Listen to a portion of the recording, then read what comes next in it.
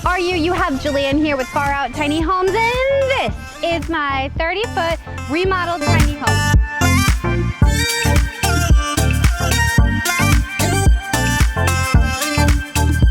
Let's go take a look inside. Come on.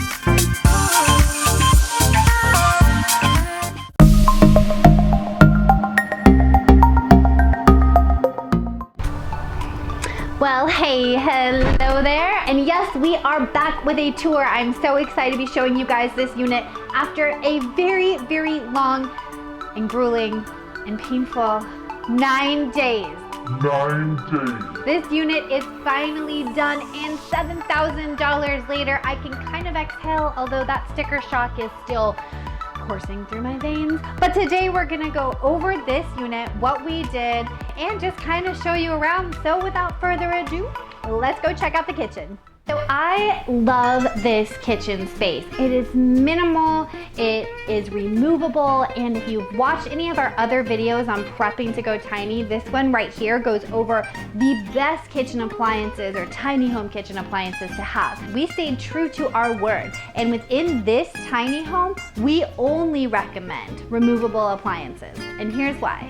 So many of you are going to be like, oh my gosh, I know that space, that is Julianne's home office. Yes, it is, and we converted it into a kitchen / bar top area. With all removable appliances, you have ample kitchen counter space here to do whatever it is you want. We set this unit up to be kind of as a show home, so if you wanted to get a sense of what a tiny home felt like or looked like, you could head on down and kind of check it out for yourself. But let me go over some of our removable appliances. The first removable appliance that we wanted to make sure we had room for was the nonstick skillet. You can take it on and off the countertop. It doesn't take a whole lot of space, and it stows so nicely underneath the countertop as well. The other thing we opted for was a toaster oven, but the toaster oven is going to stay below the countertop because it's still super easy access. So the only thing that you're gonna have to take on and off the countertop will be that skillet to cook whatever meal you're going to cook. But you can also opt for the IKEA cooktop that we have in the blue. That is a removable induction single burner cooktop. It is fantastic. I definitely recommend it. But like we did here, even after spending $7,000, you don't see a hood. You don't see a range. And it's because it would have cost us even more money if we wanted to go big. And I'm telling you that when you go tiny, you don't have to blow all of your money in the kitchen. There are ways around it, and we are living proof of it. We also opted for this smaller little mini fridge. Fits just below the kitchen countertop, and it was only $100 at Costco, so it doesn't get better than that. I also want to mention this bar top sink. So if you're thinking about staying within budget, search bar top sink, bar top faucet. This little guy is so handy because it does come out, so you can go ahead and you can clean all around, all of that good stuff. And it does retract, but they're way less expensive, generally speaking, than a regular size sink. So look into that for saving space options. The depth is great. The depth is just as much, if not deeper, than a kitchen sink. I want to show you my remote station because I basically command this house with a set of 3 different remotes. Let's get into it. So welcome to my bar. What can I get you? I'm just joking. I mean, yeah, I'm totally down. If you want to come over and have a drink, let's do this. But for now, I want to explain to you this remote setup. So I love being able to command my home from one spot. And because we didn't make this a smart home, we did the second best thing, which was a control center. So this little guy right here, this controls the fan, which is great. I can change the speeds, I can change the lighting. And this guy right here is to our mini split that is actually up there in the loft. What's so great about this guy is there's a thermostat on it. So depending on how cool you want your house, let's say I want it, 75 down here, then that guy up in the loft is gonna keep going until this temperature reads 75, which I just thought was such a smart idea because you can put it in different places to make sure you're getting the air circulation that you want. And then obviously we have the TV remote, because you gotta have the TV remote. You gotta make sure that you can command your entertainment as well. So that's just fun. I love doing things like that, setting up the tiny house to be super space efficient. But let me show you everything else we got going on in here. And if you love tiny homes as much as I do, go ahead and hit that like button, leave me a comment, and subscribe. We come to you every Friday at 4 p.m. All right, let's get back into it. So welcome to my living room. This is a full-size couch. So this isn't a smaller couch. It's not a fold-out. It is just a regular size 3-seated couch, but it is so comfortable and it fits so nicely in this space. You can even put a coffee table here if you ever so wish. But what I love about it, perfectly positioned to check out the beautiful views or to watch some TV. This TV is in such a cool location on one of these pivoting TV mounts, but you can just pivot it, watch it, then out of sight, out of mind. When you're done messing with it, just put it back up against the wall and boom, out of your way. Okay guys, so this is actually such a unique space. So right here through this nice curtain is the bathroom, and then down this hall is just some extra storage. So let's say you were to set this up as a guest house on your property. This would be a perfect area to store extra storage or maybe put in a pantry. So just thoughts, but we didn't do that because we already spent enough money. I was like, no more. Whomever buys this can customize it just a little bit more and be totally tickled pink with it. So let's check out the bathroom. Okay, so I don't know how many tiny home bathrooms you have been in, but this space is huge. I love it, I love it, I love it. It is a mix of shiplap, plywood, and drywall, so you're getting all these beautiful textures and beautiful colors as you come to take care of yourself in this area.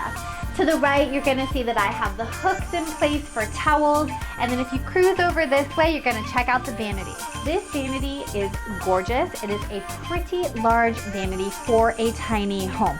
Ample storage space underneath, marble countertop, and my favorite, stainless steel faucet. Because generally speaking, they're less touchy, less fingerprinty than any of the other finishes. So I'm like, all of it, put it in, I love it. And now you're gonna notice this big guy behind me. We actually put in a 32 by 34 standing shower with glass doors. They do obviously open and close, but the real showstopper in this bathroom is the copper work. And let me tell you why it is so awesome. Okay, so you're probably just like, Jillian, it's copper pipe, it's on the wall. Yeah, but why is this so cool? Okay, so let's say you're in a cold climate, taking a warm shower. I personally don't like a cold towel, but I'm just extra, so whatever. But let me tell you, this towel can hang right next to this copper pipe, and as you are showering, it's going to warm it up. So it's just like this extra little thing, this extra little experience when you get out of the shower. It's nice and warm, and then you can go about your day and just have like an awesome day because your towel is warm. And it's like the little things, right? We live in a tiny house, it's all about the little things. But you'll notice just from an artistic standpoint that this copper runs all the way up the wall and then into the shower, where we did create our own mini diverter, and then we have the knob handles. And I don't know about you, but I'm personally in love with them. I think that they're just so cute. And then of course we have the shower pick, because no tiny house shower is complete without the shower pick, because it makes your life so much easier if you need to clean that space or if you have animals to clean them as well.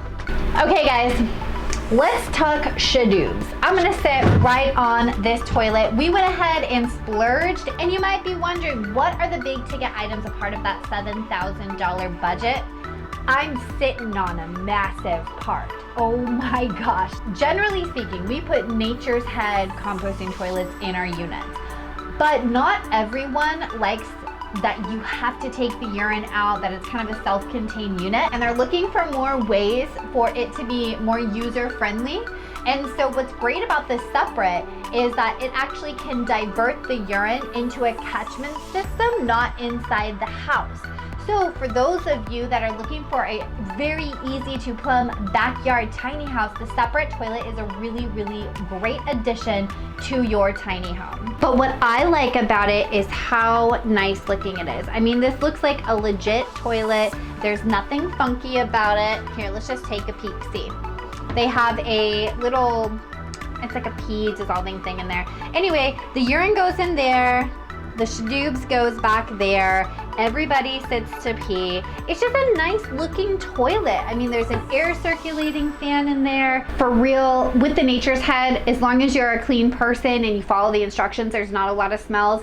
And I would say with this one, there will be virtually no smells as long as people can use it correctly. I think that will be the only stipulation, is it is a little bit less user friendly.